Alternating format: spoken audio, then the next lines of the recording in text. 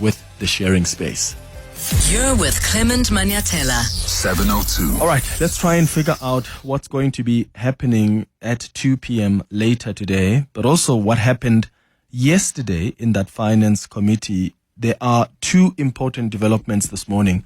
One is what President Cyril Ramaphosa said to the ANC caucus yesterday. I listened to a recording of what the president said in that ANC caucus, and you can hear how firm he was being towards the actions of the DA. He said that the DA, they cannot want to be in government and then also be in opposition. You can't have your cake and eat it. That's what he was telling the ANC caucus last night. He said the DA is defining itself outside of the GNU. If you work, and the DA had said to the ANC that if you work with other parties, that's going to be the end of the GNU. So the president in this recording I heard says, well, we have worked with other parties. So is the DA now going to walk back on that, or are they going to stay in the GNU, even though they threatened that would be the end of the GNU if the ANC works with other parties? And the ANC has, in this case, worked with ActionSA. And also in that clip, the president says, the ball is now in the DA's court. It's their choice. Whatever choice they make today at 2 p.m. on how they vote, then that choice is going to have consequences. That's what he said. So that's the first important development. The second important development is that the EFF has written to the Speaker of Parliament, and what they want is for the withdrawal of this fiscal framework report, and they've mentioned a number of things that they're concerned about. So I've invited them to come and explain that to us, what they're concerned about. I know some of you have said, we still don't understand this proposal that ActionSA has put forward, this recommendation. So I'll get ActionSA to come and explain that recommendation as well. I'll get the DA as well. So we'll have all these different parties to give us their sense of what happened yesterday, their assessment, and what does that actually mean for the budget and the sitting later today. So let's start this conversation with Sinawo Tambo, who is the Member of Parliament for the Economic Freedom Fighter. Sinawo, thank you for making time. Good morning. Morning, Clement. Morning to the listeners. So you've written to the Speaker asking for the withdrawal of that report. What are you concerned about?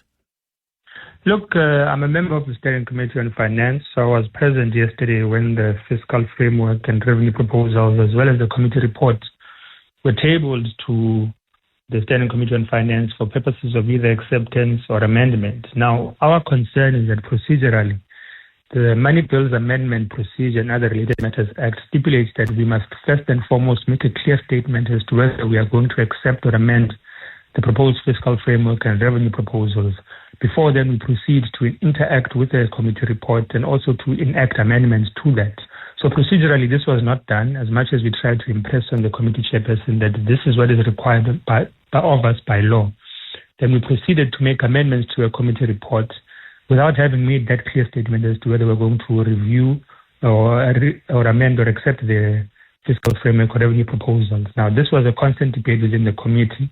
Ultimately, the proposition was made whether we accept the committee report. Now, the committee report and the fiscal framework and revenue proposal are two separate things.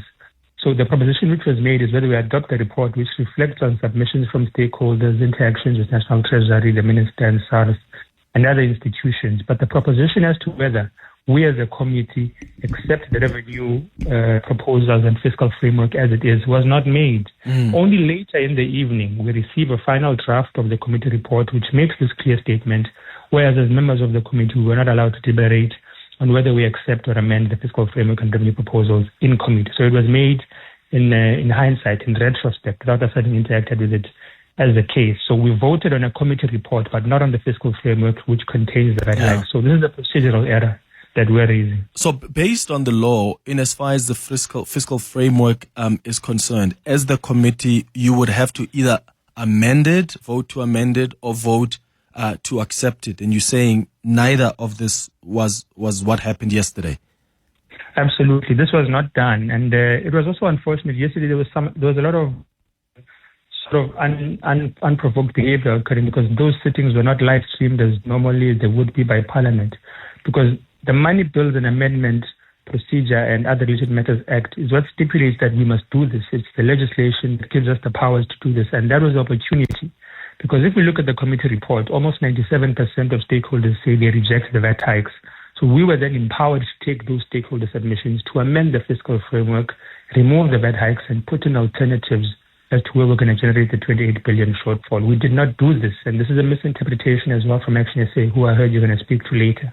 They may have a misunderstanding of the legislation that amends the VAT hikes which reside within the fiscal framework and revenue proposals. They have made a recommendation in the committee report that Treasury must within 30 days come back with an alternative, but nothing permits an amendment of the fiscal framework once it's been adopted. So I think part and parcel of ActionSA's misreading of this legislation and misreading of this process is how the meeting itself was handled, which is why we've written to the Speaker. Okay, so just to clarify then, according to the rules, to stop the VAT increase from taking effect on the 1st of May, a new rules amendment bill would have to be passed by Parliament before that date, right? So what happens in the vote today? Because my understanding is that in terms of the law, the finance minister must at least be given about 2 days to respond to any proposed amendment of that fiscal framework by the committee. So when you vote later today, what are you voting on if there is no when there's no response to that proposal where the finance minister says, okay, cool, we're taking away this VAT and this is how we're going to get that additional revenue? Look, first and foremost, there hasn't been an amendment. So if you read the committee report now, which we say has been drafted and crafted and put on the ATC with procedures in place that happened yesterday, it says that we accept the fiscal framework of 2025 as proposed by the Minister of Finance. Now, the committee was not seized with this as we were sitting yesterday, so that's the procedural error that occurred. But as things stand now, the current fiscal framework and revenue proposals that are going to be voted on in Parliament contain the 0.5% VAT hikes this year and next year. The committee report is something that is completely different from the fiscal framework that is going to be voted on. And the recommendations are not legally binding on amendments to the fiscal framework. There's no legislation that permits that 30 days later we can come back and amend the fiscal framework.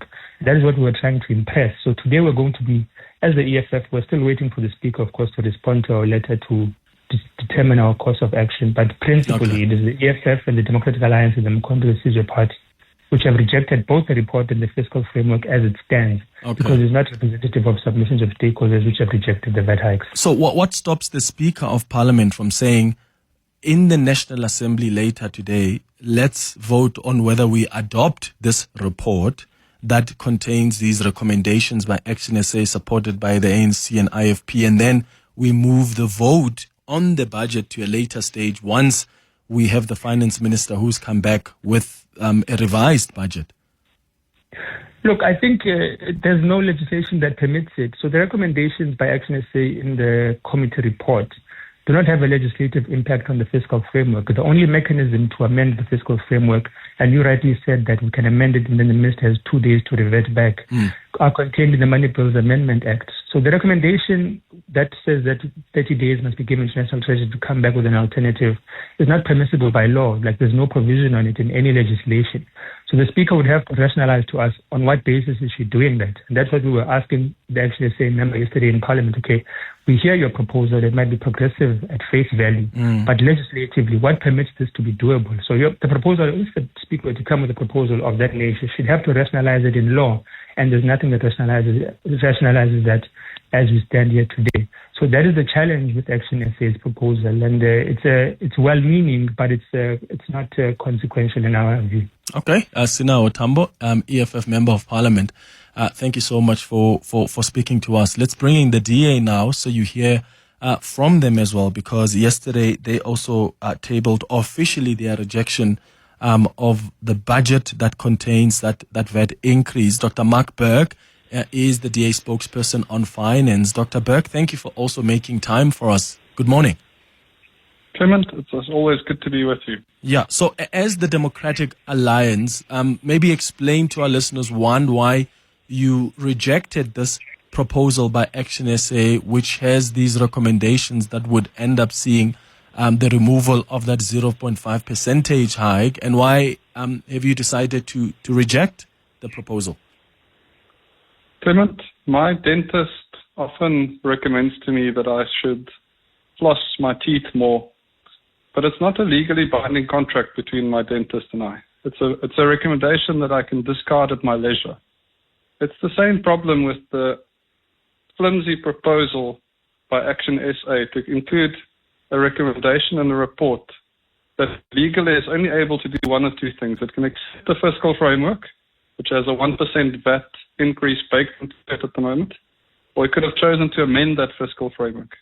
ActionSA chose to accept the fiscal framework and make some non-binding recommendations in there.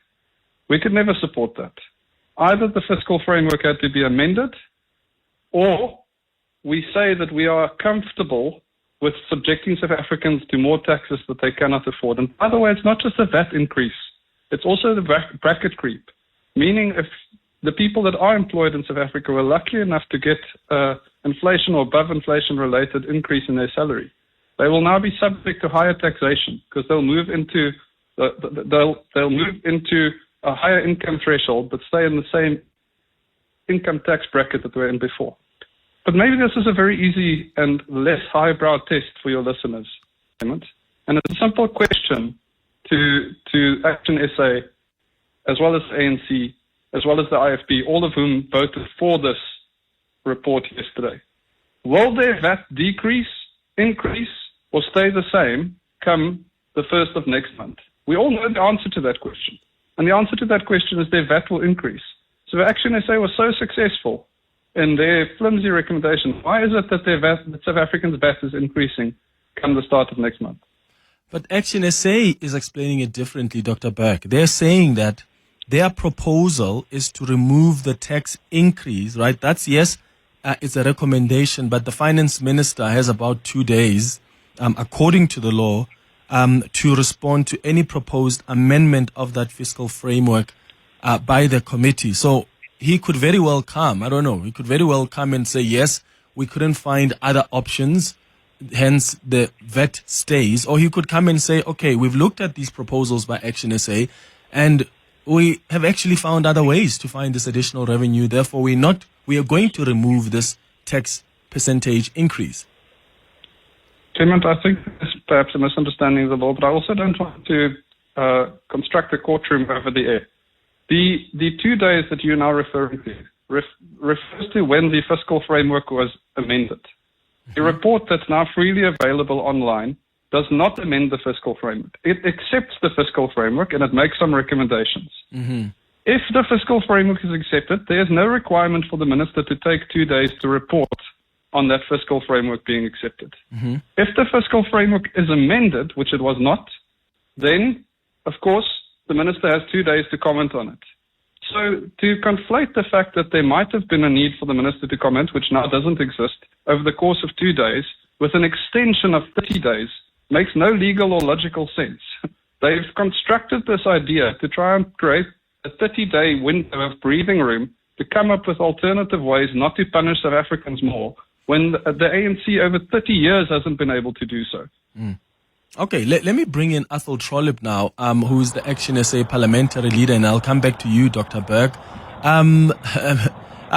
Athol, it looks like the EFF and the DA are taking this position that you have now accepted this fiscal framework that contains this VAT percentage hike. And according to the law, at least how they understand is that once you accept that, there's no requirement then for the minister to take those 2 days to go and amend it, because it wasn't amended in that committee meeting. It was accepted as is with a condition that the minister goes and looks at your proposals. How do you see it? Good morning. Good morning, Clement. First of all, we must accept that this is an unprecedented situation. We've been brought to this impasse by the fact that the GNU government, made up of a number of parties, including the DA, have not been able to table a budget that they can agree on. So we have this fiscal impasse, and it has to be resolved somewhere, somehow, because the longer that this uncertainty prevails in this country, the more it knocks our economy and our position globally. So what has happened here is that there's been an extraordinary amount of negotiations going on behind the scenes, including between the DA and the ANC. And the DA, ironically, have made a number of conditional demands. And apparently, some of the conditional demands were that they would support the VAT increase if they were given more authority and control over finances. Now, there's an allegation that there's a document to that effect. I haven't seen it, and I've challenged the ANC to release that document. But the fact of the matter is we have an impasse, and the budget is, or the fiscal framework is going to be voted on today in Parliament after it processed or progressed through the Standing Committee of Finance. Now, what happened there is that the 11 members on that committee, 6 members voted that it would progress on condition that the Treasury consider inputs from all stakeholders, including Parliament and the Standing Committee, to reassess the budget, because we believe that there is revenue out there, and if they adopt some of the expenditure reviews that have been tabled to no avail in the last 2 years in Parliament, that we can easily fill the 28 million rand shortfall if that and tax bracket increase is not taken into account. So that's what we've done. That was a commitment that the ANC made to us, and we will see what the minister has to say this afternoon in that regard. So what? But so are you? So your vote then, as ActionSA, before you vote, is that going to be dependent on the finance minister who says, we have looked at the recommendations and we have found a way to readjust this budget to remove this 0.5 percentage point, or because the time is not enough? This proposal was made yesterday. There's no way that the minister between last night and 2 p.m. today would have found ways to find that 28 billion rand based on your proposal. So what are you voting on today? Because when you vote for that fiscal framework as is, you're accepting a fiscal framework that still contains the VAT increase. Clement, there are a whole number of votes that are still going to be taking place in Parliament until the Division of Revenue Act is passed in Parliament. And if the ANC doesn't fulfill its commitments, then we will reconsider our position when it comes to voting on the Division of Revenue Act. But here's the thing. You know, it's quite ironic that some political parties deem it their sole preserve to cooperate with the ANC, and when others do, they're called sellouts. The fact of the matter is that we're all South Africans. We need to fix this mess that we're in, and the mess that we're in is essentially a GNU mess, not our mess. So we're trying to fix this mess that has been presented to South Africa. Yeah, let me ask Dr. Burke that. Dr. Burke, Athol refers to what you have said as the Democratic Alliance. He says when it's you as the DA who works with the ANC, then it's saving South Africa. But when it's ActionSA and other parties that work with the ANC, then you call them as sellouts or flip-floppers. Well, 2 points there, Clement. But just before I jump into those 2 points, the honourable colleague was asked a few factual legal questions. He didn't answer a single one of them. It seems to me that they've now realized that between yesterday and today, they've got no legal standing. There's no protecting South Africans from the VAT increase, and he's dancing around it. But to your question of cooperation with the ANC, the first point is we never said things like, in 300 years we wouldn't speak to them. But their leader did say those words. And then, of course, they are speaking to them. The second point is we are, while cooperating with the ANC, extracting concessions to the benefit of South Africa. We're doing that with almost 100 seats in Parliament, and we're doing that on firm footing through years of experience. Now, my colleague used to be in the DA, and for that reason alone, I love him. But he's not a serious person. He's not good with mathematics. Just now he talks about 28 million when it's a 28 billion rand problem. Just earlier today he was in an interview talking about an 11 committee member meeting, and then he goes on to list 12 committee members. We're talking here about individuals that are simply not able to come to simple arithmetic. Never mind to understand the legal complexities of how they've sold out South Africans a vague ANC promise. Dr. Burke, but as the DA yourselves, when you are saying that they are the ones that have sold out or that flip-flop, for instance, as the DA yourselves, you've also said you wouldn't work with the ANC, and yet you are. Clement, I've said before that I stood across from our federal leader when he, before the last election, told international news that he could not rule out the possibility of having to work with the ANC if that would rescue South Africa. And we were taken to the media by other smaller parties because we said that. But we honestly gave South Africa that feedback, that this might be a viable option. And we were willing to take the pain associated with that honesty. Again, we never said things like never in 300 years would we work with them. We were a constructive opposition to them when we were in opposition, and we're now in a new era. But we never made crazy promises only to flip-flop on them. And I'll point out here that yesterday in the committee meeting, the other honourable colleague from ActionSA started by saying they're going to amend the fiscal framework, and they were then strong-armed quite clearly by the ANC into changing it into a recommendation while accepting the fiscal framework. They flip-flopped within a day. Come on, man. These are not serious people. Okay, so Dr. Burke, so if you're saying this is a new era for you guys as the Democratic Alliance, as you work with the ANC, why can't it be a new era for ActionSA as well that said they wouldn't work with the ANC? Also, help me understand this, because there's a number of times that John Steenhuisen has been asked this question of whether or not they would work with the ANC. For instance, in this case, this is how he responded to that question. That's what the multi-party charter document says, that we've all committed to not doing deals with the ANC or the EFF. And I've signed that document on behalf of the DA, and that's the document. So it's not a debate. We've already done it. It's in black and white. So he says there, that's a commitment that they've been made as the multi-charter coalition. Here's another time when he was asked about it. Just 1 second. No, we don't want to be in government with the ANC, and that's precisely... So that is out of the question. No, it's precisely why we formed the multi-party charter. My job is to get the ANC out of government. I don't think we're going to solve the country's problems by having the same people who are responsible for the economic crisis, the social crisis, and the infrastructure crisis sitting around the table. There's your leader, Dr. Burke. I've played you 2 different clips. I could play you more if we had time, where he says the commitment is to keep the ANC out of government. The commitment is not to work with the African National Congress. You guys have said that it's okay for you to turn around and say, oh, well, now we want to save South Africans. But it's not okay for ActionSA to do that?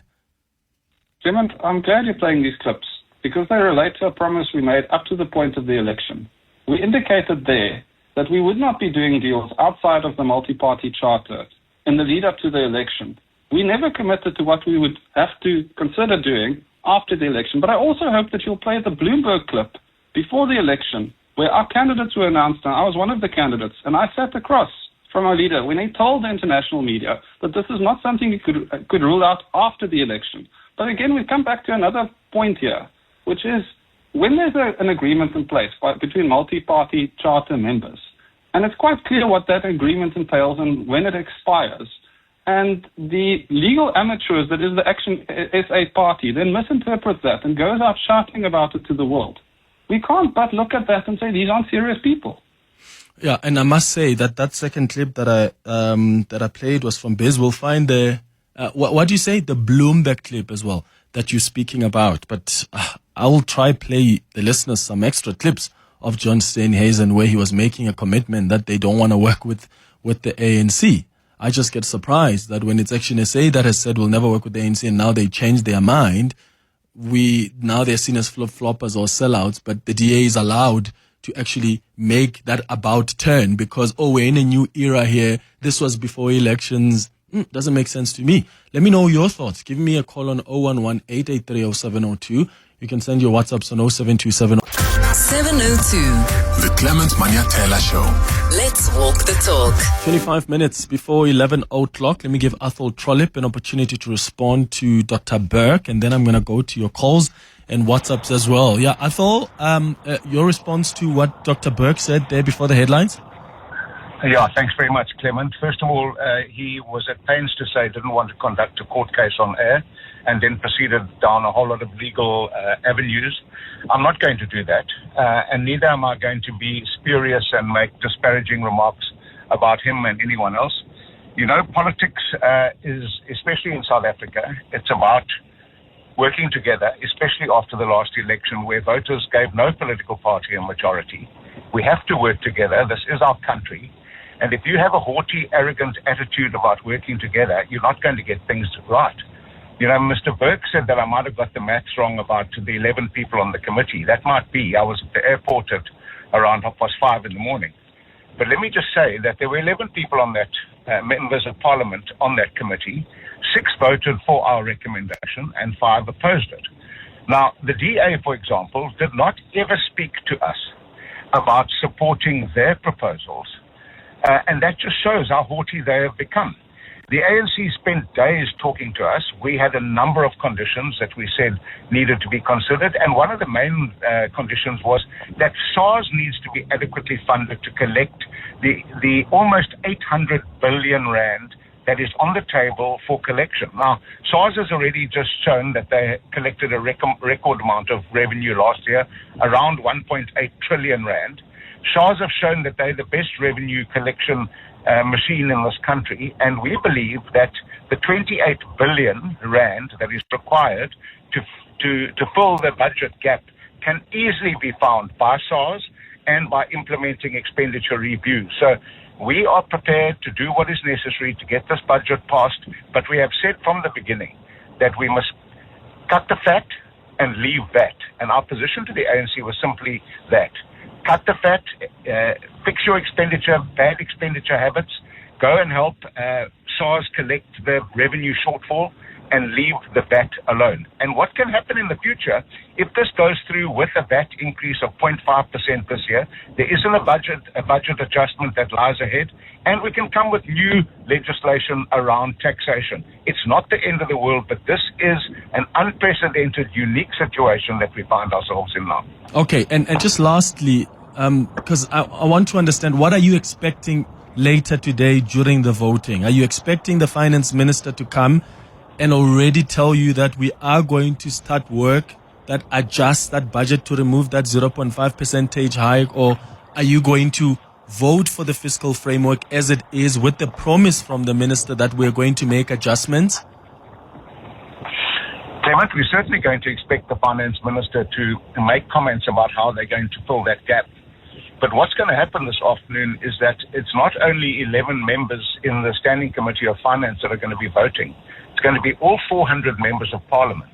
And there are a number of other political parties in and outside of the GNU that have indicated that they share our position and the position of the ANC after our negotiations. So we will see this afternoon where the chips will fall and how the political parties will vote. Yeah. And then you will not be able to cast aspersions on any one party, because the whole of Parliament would then have voted. Okay, Athol Trollip, ActionSA Parliamentary Leader, let me thank you. Thank you for making time for us. Dr. Burke, I'll give you the last words here, and I'm trying to understand, because I absolutely get the point that you as the DI making together with the EFF, that at the end of the day, there's two things that are required in a finance committee when you're discussing a fiscal framework. Either you accept it or you amend it. As it stands, it hasn't been amended. There is a recommendation, and the rules don't speak to some conditional acceptance of sorts. So what happens then later today? Is there an option for the Speaker of Parliament to say, here's a report, here are the proposals, I am going to postpone today's vote on the fiscal framework until there are amendments that are made? Is there an option for that? I'll answer that question in a moment, Clement. I'll just add, and I don't think South Africans want to engage in a lot of he said, she said. But I've sent your producers an article dated 28 March, which you would know preceded the 29 May election by 2 months, where the headline for that article from Burke was, South African opposition DA would only do ANC deal to avert doomsday, and then goes on to explain. And he mentioned earlier that our federal leader said that he doesn't want to work with the ANC. That's right. That's a nuanced statement. We didn't want to work with the ANC, and quite frankly, we still don't. But it's something that we might have had to consider and then did consider. Mm-hmm. Whereas ActionSA quite clearly said never in 300 years would they work with the ANC. There's a distinction and there's nuance between those two statements. But we are on the record with reputable international news agencies of our nuanced position. Now that framing leads to an answer to your question, which is what will we do today?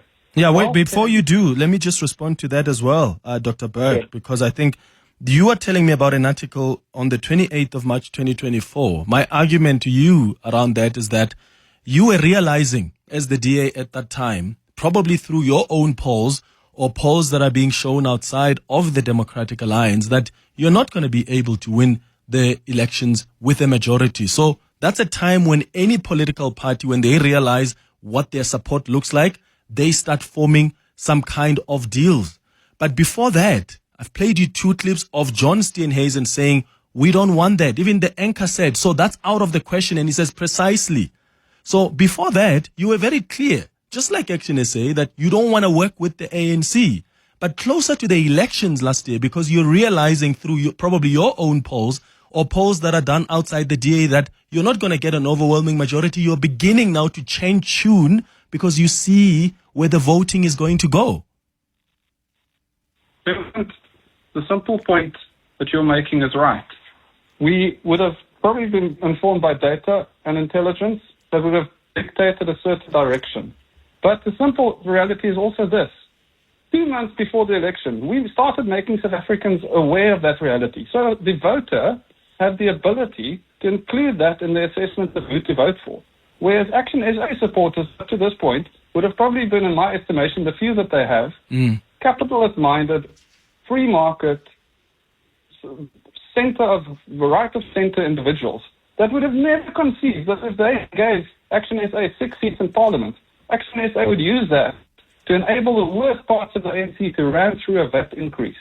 So the fact is, we gave our voters a choice. They didn't give their voters a choice. And yes, we do make decisions with data that supplements how we make those decisions. But we also try and at all points be honest and transparent to our voters and update them when our thinking has changed while honouring existing agreements like we did with the multi-party charter, which said that we would not do deals before the election with other parties. So I want to be quite clear on the facts, and I do want to encourage that when we engage with the media on these issues, that we look at a balance of information, not just the ones that feed into, because the risk that we run is exactly what's happened here.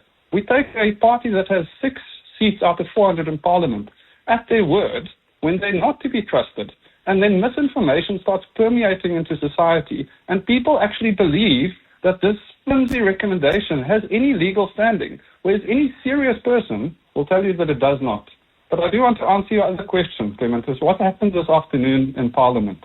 Well, I hope that reasonable, like-minded parties that want to protect South Africans from tax increases will come together and vote with more than 200 votes against a report that is not amended, against a report that has no protection against the 1% VAT increase over 2 years, as well as tax brackets that stay the same. So, Clement, we're going to be fighting this thing out in Parliament this afternoon and in the 3 bills that are to come in coming months.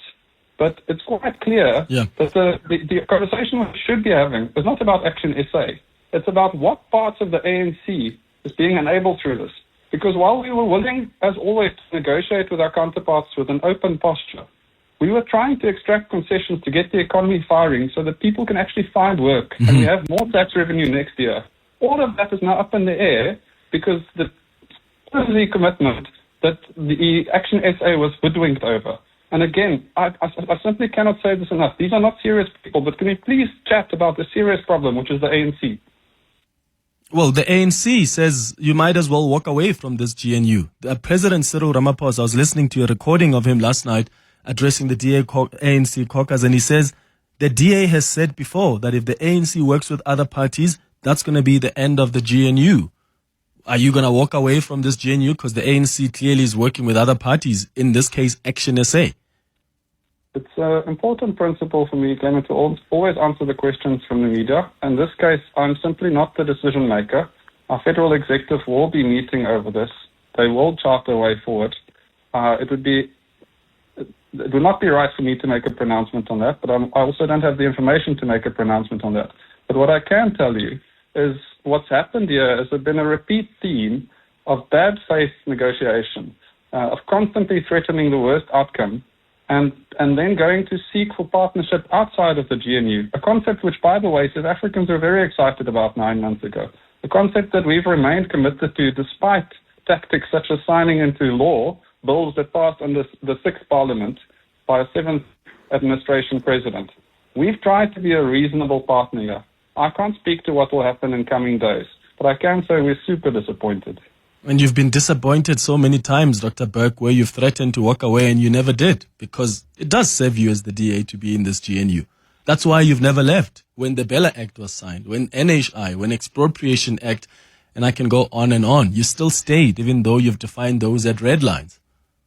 Yes, and I think we might have been bringing a water pistol to a gunfight, but this budget is an equality of arms. The ANC controls 39% of the seats in Parliament.